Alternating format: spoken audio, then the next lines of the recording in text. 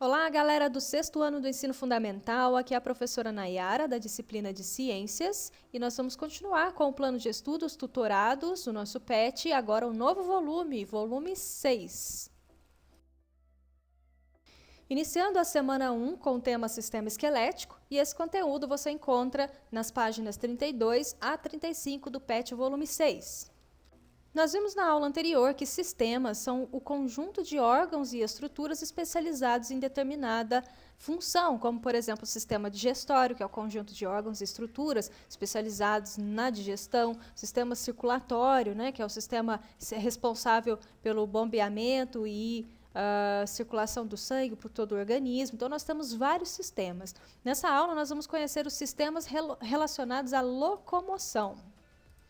Os sistemas esquelético e muscular são os sistemas responsáveis pela locomoção e pelos demais movimentos do corpo e dão suporte interno ao organismo. Os movimentos são elaborados pelo sistema nervoso como resposta a certos estímulos. Então, a nossa movimentação é um resultado, né, da ação do sistema esquelético e do sistema muscular, combinados com o sistema nervoso, que envia informações aos músculos, né, e realizam, então, os movimentos. Neste módulo, iremos estudar o sistema esquelético e daremos continuidade aos sistemas relacionados à locomoção no próximo módulo. Sistema esquelético.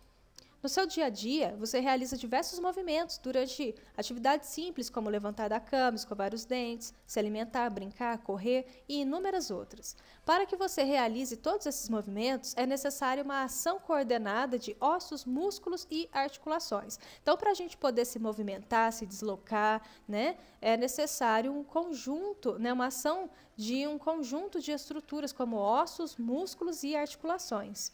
O sistema esquelético é formado pelo esqueleto, que corresponde ao conjunto de todos os ossos do corpo, e por articulações e ligamentos, que são estruturas que permitem a união e a movimentação desses ossos.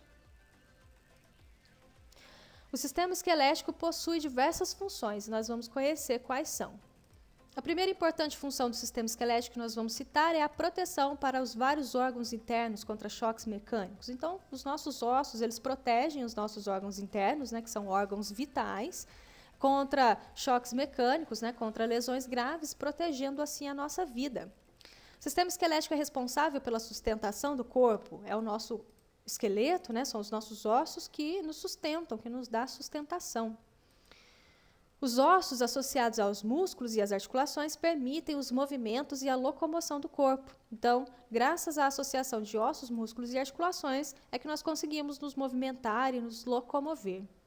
Determinados ossos possuem medula óssea, responsáveis pela produção de células sanguíneas. Então, alguns ossos, né, como por exemplo ossos longos, como o fêmur, possuem uma região chamada de medula óssea, né? O próprio nome já diz, medula está associado ao meio do osso. Então, é uma região no meio do osso, né, chamada de medula óssea, e nessa região desses ossos longos, né, são produzidas células sanguíneas.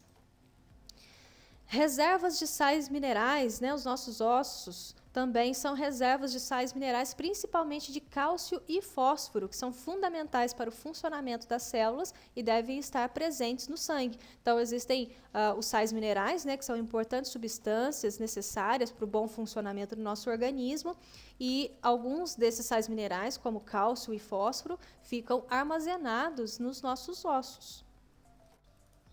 O esqueleto humano localiza-se na parte interna do corpo, por isso ele é chamado de endoesqueleto. Alguns organismos possuem um esqueleto externo, como por exemplo os insetos. Então nós dizemos que eles possuem exoesqueleto, mas no nosso caso, esqueleto interno, chamado de endoesqueleto. Um adulto apresenta cerca de 200 ossos e fetos e crianças possuem cartilagens, que são substituídas por ossos com o crescimento do indivíduo. Cartilagem é um tecido mais molinho, mais flexível, como, por exemplo, a ponta do nosso nariz, a nossa orelha, são feitos de cartilagem, né? Então, os fetos, eles não possuem ossos ainda, né? Na fase fetal, o organismo possui cartilagens. Então, conforme a criança nasce, né, e vai crescendo, se desenvolvendo, essas cartilagens, elas vão se ossificando. Então, entre os 18 e 20 anos, essas regiões cartilaginosas se ossificam e o crescimento cessa. Então, quando todas as cartilagens, né, pelo menos aquelas que devem se ossificar, se ossificam, significa que o organismo, o indivíduo, já atingiu seu limite de crescimento. Nos adultos, há cartilagens em locais onde a flexibilidade é importante, como na ponta do nariz, na orelha, a laringe, a parede da traqueia e extremidade dos ossos que se articulam. Então, todos os ossos que se articulam, né, por exemplo, aqui os ossos, o fêmur, né, os ossos aqui da perna, eles se movimentam, né, eles se articulam. Então, nessas articulações, há a presença de cartilagem, né, para proteger a extremidade desses ossos. Nós vamos ver isso com detalhes já já. Os ossos são órgãos formados por tecido conjuntivo ósseo que apresentam uma matriz e células ósseas. Então, como nós vimos na semana anterior, né, as células elas se agrupam e formam tecidos. Então, existem diferentes tipos de tecidos no nosso corpo. Um tipo de tecido orgânico, né, de tecido que constitui o nosso organismo, é o tecido conjuntivo. E os ossos são formados por tecido conjuntivo ósseo, né, o tipo de tecido que constitui os ossos. E esse tecido conjuntivo ósseo apresenta uma matriz óssea e células ósseas. A matriz contém colágeno, que é uma proteína responsável pela resistência do osso, e também contém substâncias minerais como sais de cálcio e de fósforo que conferem rigidez ao osso.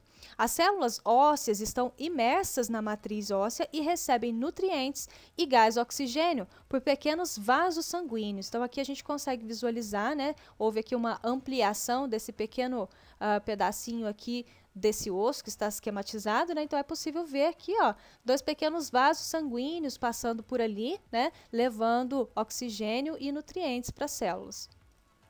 Os ossos podem ser classificados em ossos longos, são aqueles que têm o comprimento maior do que a largura e a espessura, como o fêmur, por exemplo, né? Que é o osso da coxa. Ossos curtos, que são aqueles que não apresentam grande diferença entre o comprimento, largura e espessura, como a patela, né, que antigamente era conhecida como rótula, o osso do joelho, os ossos do carpo, né, que são alguns ossos da mão, e do tarso, que são alguns ossos do pé.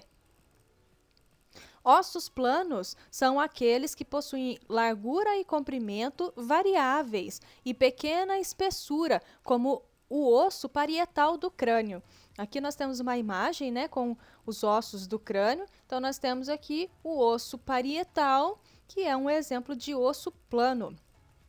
E também os ossos irregulares, que são aqueles que não têm forma definida, como o osso esfenoide do crânio. As cartilagens são compostas de tecido conjuntivo cartilaginoso. São estruturas flexíveis encontradas nas articulações, nos espaços entre as vértebras, né, na coluna vertebral, na orelha, no nariz, unindo as costelas ao externo, né, que é esse osso aqui na frente do nosso tórax, né, esse osso frontal, no joelho e entre outros locais. O tecido cartilaginoso não é irrigado por vasos sanguíneos. Durante o desenvolvimento embrionário, o esqueleto é formado apenas por cartilagem, que vai gradativamente sendo substituído por tecido ósseo. As articulações são regiões de contato entre dois ou mais ossos e cartilagens. As articulações podem ser imóveis quando não permitem nenhum tipo de movimento, como as que estão entre os ossos do crânio, né? Há cartilagens entre os ossos do crânio, com exceção da mandíbula, né? Que ela é uma articulação móvel. As articulações também podem ser semimóveis quando permitem movimentos limitados, com como a movimentação das vértebras, né, que compõem a coluna vertebral. Então, as nossas vértebras, elas se movimentam, mas com um movimento mais limitado, né? E, por fim, as articulações podem ser móveis, que permitem movimentos amplos, como as articulações dos ombros, né, que permite a rotação do braço. Em uma articulação móvel, os ligamentos são responsáveis por manter os ossos no seu devido lugar, permitindo que eles resistam ao movimento. Aqui nós temos um exemplo, né, de uma imagem representando aqui os ligamentos do joelho, né? Então, nós temos aqui 2 ligamentos, né, que mantêm os ossos no lugar, né, mesmo após uma movimentação. Através dessa imagem, nós conseguimos visualizar a localização de algumas articulações móveis, semimóveis e imóveis. Articulações móveis, né, estão representadas por esses desenhos que indicam a direção do movimento, como aqui, por exemplo, né, no tornozelo, na região dos pés, na região do joelho, na região do quadril, no ombro, cotovelo, no punho, né, nos punhos e na mão, na região do pescoço. Articulações semimóveis, nós conseguimos localizar aqui na região das vértebras, né? E aqui nessa região entre a fíbula e a tíbia. E também articulações imóveis, como por exemplo, aqui localizadas entre os ossos do crânio. Iniciando as atividades da semana 1, PET volume 6, número 1. Sabemos que o esqueleto de um adulto e o de uma criança apresentam algumas diferenças. A respeito do esqueleto humano nas diferentes fases da vida, reescreva as frases que estão incorretas. Então, vamos lá. Primeira frase, letra A. O esqueleto de um adulto apresenta aproximadamente 150 ossos. Está incorreto, então vamos reescrever, né, de maneira correta. O esqueleto de um adulto apresenta aproximadamente 200 ossos. Letra B. No adulto, observa-se um número menor de ossos, pois, à medida que ocorre o desenvolvimento, muitos ossos unem-se.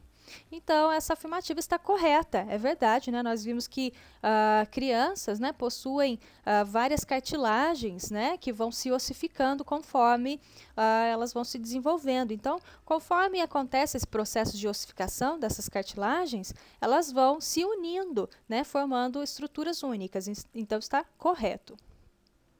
Letra C. O esqueleto humano localiza-se na parte interna do corpo, por isso é chamado de exoesqueleto. Essa alternativa está incorreta, então vamos reescrevê-la. O esqueleto humano localiza-se na parte interna do corpo, por isso é chamado de endoesqueleto.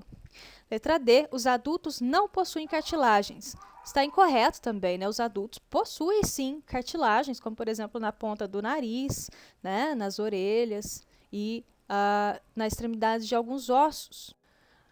2. De acordo com o seu formato, os ossos são comumente classificados em longos, curtos, planos e irregulares. Cite um exemplo de cada tipo de osso. Então, como ossos longos, nós podemos citar o fêmur, a tíbia e a fíbula. Vou deixar uma imagem aqui do esqueleto para a gente localizar esses ossos. Nós temos aqui o fêmur, a tíbia e a fíbula. Ossos curtos, como a patela, né, que é o osso do joelho aqui, os ossos do carpo e do tarso. Ossos planos, alguns ossos do crânio, as costelas, o externo e a escápula, né, que está aqui localizado nas costas, na parte de trás do esqueleto. Ossos irregulares, nós podemos citar as vértebras e o osso esfenoide do crânio. 3. Cite 2 funções do sistema esquelético. Proteção para os vários órgãos internos, né, contra choques mecânicos, e também é responsável pela sustentação do corpo. Atividade 4. Cite a função do ligamento. Em uma articulação móvel, os ligamentos são responsáveis por manter os ossos no seu devido lugar, permitindo que eles resistam ao movimento. Bom, pessoal, chegamos ao final de mais uma aula. Essa foi a semana 1 do PET volume 6. Espero que vocês acompanhem as aulas e as explicações, façam as atividades no caderno ou no PET impresso e preencham os formulários para que eu possa receber e registrar as atividades de vocês. Caso tenham dúvidas ou precisem de ajuda, vocês sabem que podem sempre contar comigo. Estou disponível lá nos grupos do WhatsApp, é só me mandar uma mensagem, tá bom? Então, eu vou ficando por aqui. Abraços e até a próxima. Tchau, tchau!